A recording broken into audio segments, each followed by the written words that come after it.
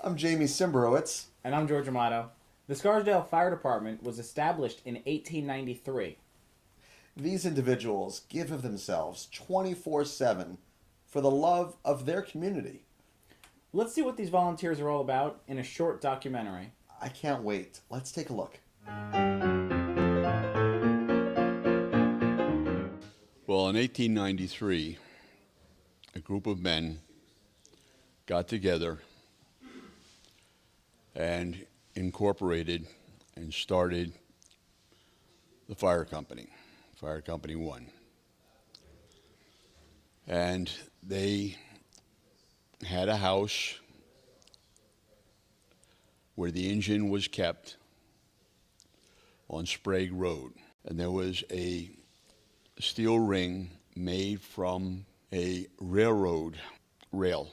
And that could be heard all the way over into Hartsdale from Sprague Road. They're honest, they're hardworking, and their commitment to the fire services is what mostly brings us together, the commitment. Love it. Really like the guys, like the work we do, training we do, and the idea of being part of something that's helping the community. These are guys that I would, give a kidney to.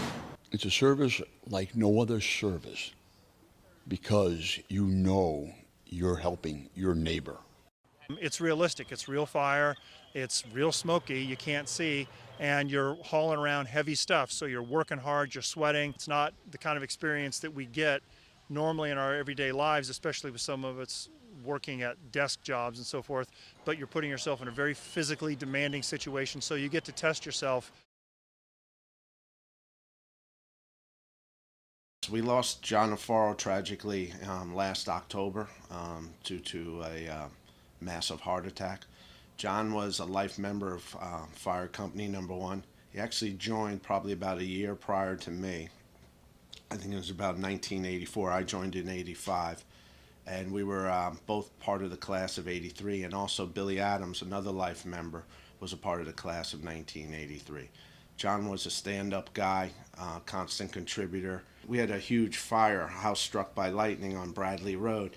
And John, who was a life member, lived right around the corner, came down, and he was actually the guy who connected into the hydrant because all hands were working.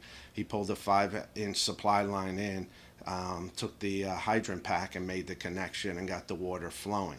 Now, some people might not be happy to hear that because he's a life member, but he always did what he had to do. And as a member of Company Number 1, everyone contributes when and where they can, and that really speaks volumes of John Navarro.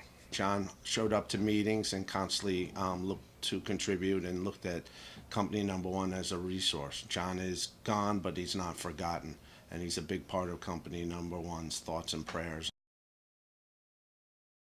We had a fire that was caused by lightning one evening, or one afternoon actually. And we had emptied out the house the best we could, and we had everything on a tarp. And the family came over to the tarp, and the owner of the house, the dad, looked down and said, "Oh, we've lost everything. Look at it. There's like nothing left." And I walked over to him and I said, "Look again of what you have." And he looked around and he saw his family there. No one got hurt, but his family was there. And his statement was beautiful. He says, "You're right. I've got the most important thing that a man could have, and that's his family."